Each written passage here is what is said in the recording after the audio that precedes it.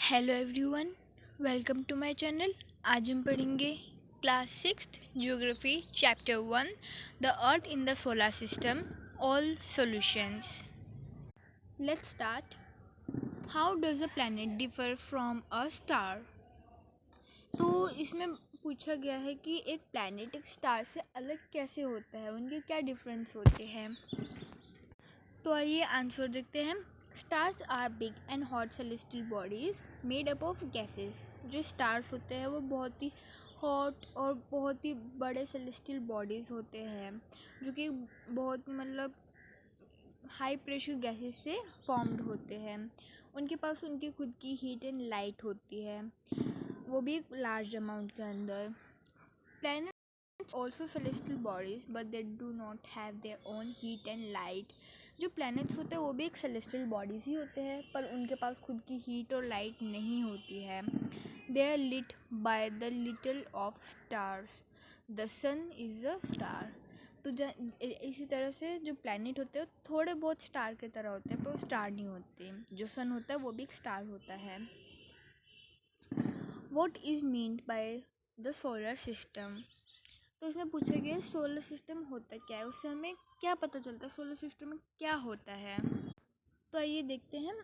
The sun, earth, planet, satellite and some other celestial bodies known as asteroid, comets and meteoroids form a solar system.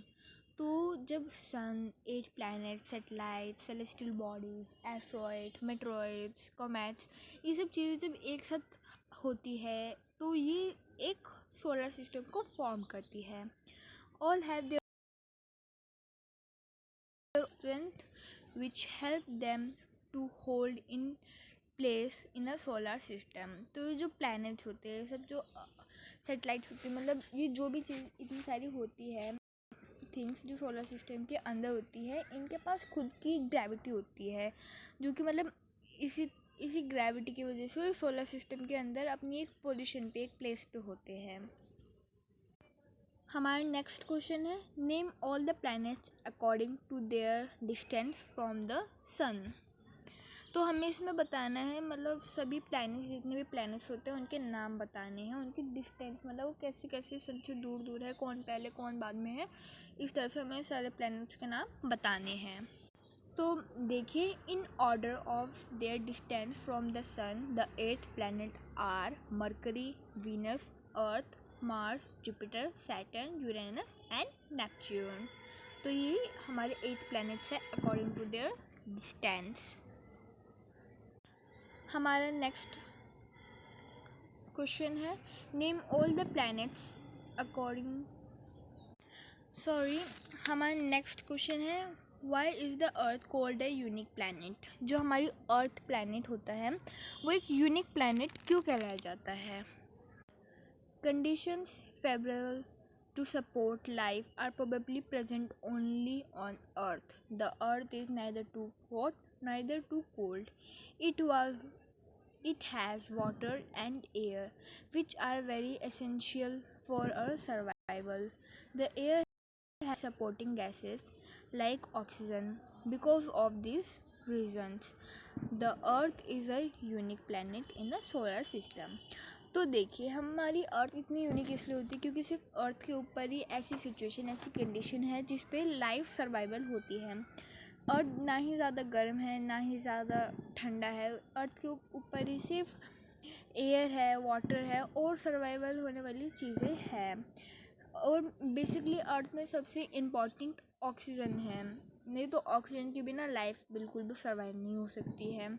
इसी वजह से, इन्हीं कारण की वजह से हमारी अर्थ को एक यूनिक प्लैनेट भी कहा जाता है। Why do we see only one side of the moon always. तो हमारा ये क्वेश्चन है कि हम मून की सिर्फ एक ही साइड क्यों देख पाते हैं। The moon moves around the earth is about 27 days. It takes exactly the same time to complete one spin. As a result, only one side of the moon is visible to us on the earth. तो देखिए, जो हमारी अर्थ हम जानते हैं, मतलब जो moon होता है, हमारी सैटेलाइट होती है, वो हमारी अर्थ के चारों ओर चक्कर लगाती रहती है। और हमारी हमारे मून को अर्थ का एक चक्कर लगाने के लिए 27 डेज लगते हैं और वो अपना एक स्पिन एक सेम टाइम पे ही कंप्लीट है। इससे हमें अपनी मून की सिर्फ एक ही साइड दिखती है। हमारा नेक्स्ट क्वेश्चन है व्हाट इज़ द यूनिवर्स। ये यूनिवर्स क्या होता है? A galaxy is a huge system of billions of stars and clouds of dust and gases. Billions of such galaxies make up the universe. तो देखिए हमारी जो galaxies होती है, गैलेक्सी के अंदर कई बिलियन ऑफ स्टार्स होते हैं, एस्ट्रॉयड होते हैं, क्लाउड्स होते हैं, डस्ट और गैसेस होती है। तो जब कई सारी गैलेक्सीज यानी मिलियंस ऑफ गैलेक्सीज जब एक साथ होती है तो उसे हम यूनिवर्स कहते हैं। और यूनिवर्स कितना बड़ा है ये हम इमेजिन भी नहीं कर सकते। Let's come to question number 2। Tick the correct answer. The planet known as the earth twin is.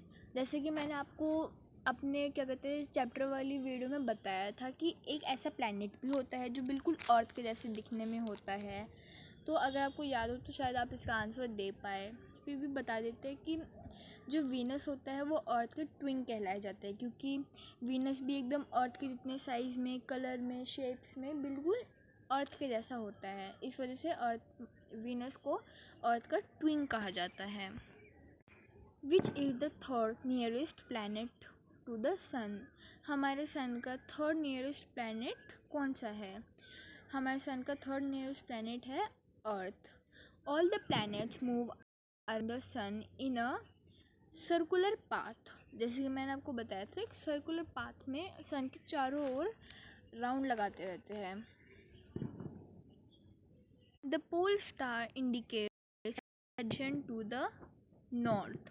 हमने इस चैप्टर में पढ़ा ही था, जो पोल स्टार्स होते हैं वो हमें नॉर्थ डायरेक्शन दिखाते हैं, जिससे एंशिएंट टाइम पे ज़्यादातर ट्रैवलिंग में या फिर डायरेक्शन फाइंड आउट करने के लिए पोल स्टार का यूज़ करते थे। Asteroids are found between the orbit of.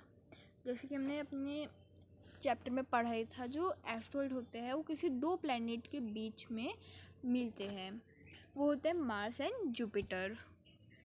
Now come to question number 3. Fill in the blanks. A group of dash forming various pattern is called a।